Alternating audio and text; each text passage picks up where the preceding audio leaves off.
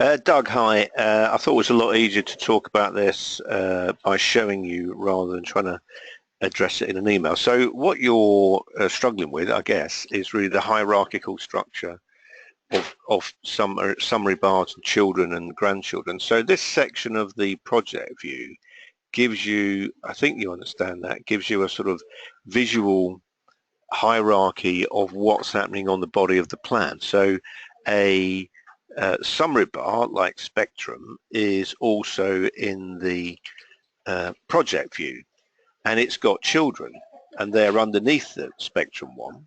So the one that you've created is not part of any child, and it's at the same level as the general contractor summary bar.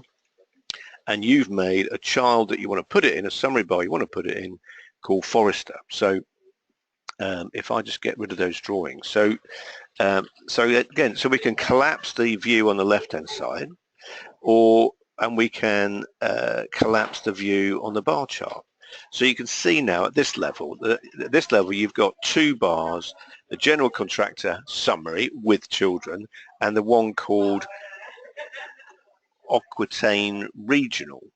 And you want to put that one in the Forrester bar. So again, if you click on a part of the tree in the project view, you only see the children of the thing that you've clicked on. So if I click on Spectrum, I only see the children of that one. If I click on Forrester, I only see the children of that one. So if I was going to so to get it into there from where it already is, we have to click at this level so we see all the children of this, and then it's probably easier to take that row and cut it and go to Forrester and in this chart paste it.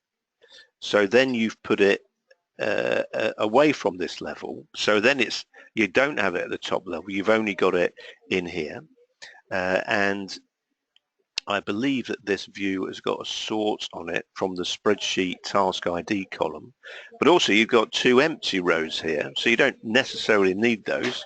So I was going to delete them. And if we scroll down to Forrester, there it is as a child of Forrester. So I thought I'd just clarify that by going through the process of making a new summary and adding a child to it. So the easiest way is to just say, well, I've got, my phone is coming in, which is unfortunate. So I'm just going to say I've got a new summary.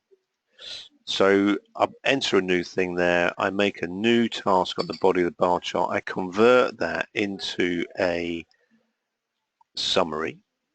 So then you see it on the and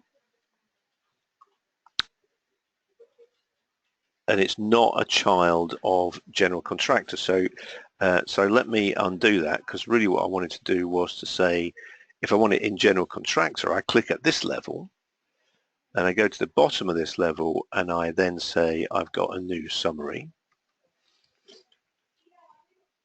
which I make into a summary. So you can see now that's inside the general contractor group as new summary. So if I click on new summary and say I've got a new task, and again I probably need to give it an activity on the body of the program. So if we go back here, I can then see I've got a new summary and it's got a new task within it.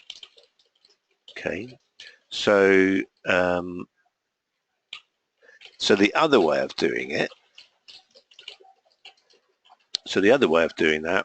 which is is that I could add a new task, and I could say I've got a new summary number 2, which has got a task, which I'm going to turn into a summary, and it's got a new task number 2 at this level. But at this level now, this is not yet a child of this one. So we can do that in a number of ways, a whole number of ways. We can pick it up and we can drop it on that activity and it goes into the summary.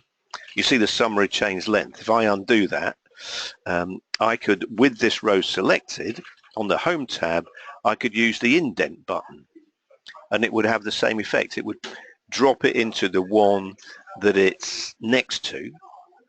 And again, if I undo that, and the other way of doing it, with it selected, I could cut and copy it the way that I've done.